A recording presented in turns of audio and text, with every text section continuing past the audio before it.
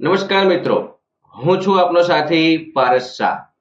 કાલે ટ્રાફિક સંયુક્ત પોલીસ કમિશનરે એક પ્રેસ નોટ બહાર પાડી હતી અને જે રોંગ સાઈડની અંદર જે વ્હીકલ આવે છે તો આપણા જે કમિશનર સાહેબ છે એમને આપણા મૃત્યુની ખૂબ જ ચિંતા છે, એટલે જે એમને 30 તારીખ સુધી 31 તારીખ સુધી એક ડ્રાઈવ રાખેલી છે કે જે પણ લોકો રોંગ સાઈડની અંદર આવે છે એવા તમામ લોકો ઉપર કાયદેસરની કાર્યવાહી કરવામાં આવશે.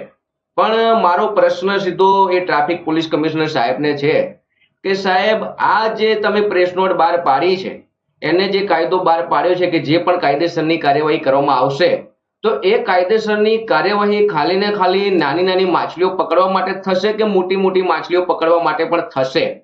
હાઈકોર્ટની અંદર એક ચુકાદો આપવામાં આવેલ છે કે જે પણ હેવી વ્હીકલો છે, જે ટ્રાવેલ્સો છે, એ શહેરી વિસ્તારોની અંદર ના આવવી જોઈએ. છતાં પણ શહેરની અંદર અત્યારે ગેરકાયદેસર રીતે આ બધા જ વ્હીકલો અંદર આવે છે. આપણે ત્યાં સીસીટીવી કેમેરા લાગેલા છે, આપણા ત્યાં આપણો જે સ્ટાફ છે ટ્રાફિકનો એ દરેક 4 રસ્તા ઉપર ઉભેલો છે, પણ છતાં પણ આ 56 સીટરની લક્ઝરીઓ ત્યાં દેખાતી નથી અને સાહેબ આ નાના નાના 2 વ્હીલરો ત્યાં દેખાય છે. તો આ કાયદો જે રહ્યો એ માત્ર ને માત્ર ખાલી નાની માછલીઓ માટે પકડવા માટે થશે કે આવા મોટા મોટા લોકોને પણ પકડવામાં આવશે? હું સાહેબને વિનંતી કરું છું કે આવા લોકોને પણ દંડ થવો જોઈએ. ટ્રાફિકની જેટલી પણ અહીંયા જે પણ લક્ઝરીઓ આવે છે, જે ટ્રાફિકના પાલનનું ઉલ્લંઘન કરે છે, તે તમામ લક્ઝરીઓને ડિટેન કરવામાં આવે અને કાયદેસરની કાર્યવાહી એ લોકો ઉપર પણ કરવામાં આવે. અને જે પણ લોકો ટ્રાવેલ્સ કંપનીના માલિકો છે એ લોકો ઉપર પણ કાયદેસરની કાર્યવાહી થવી જોઈએ.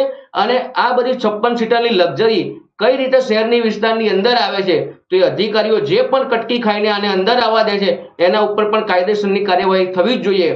આમના ઉપર તમારા લોકોનું શું મંતવ્ય છે જે જરૂર કોમેન્ટથી જણાવજો અને આ વિડીયોને બની શકે એટલું વધુમાં વધુ શેર કરો અને ટ્રાફિક પોલીસ કમિશનર સુધી પહોંચાડો. જય હિન્દ, જય ભારત.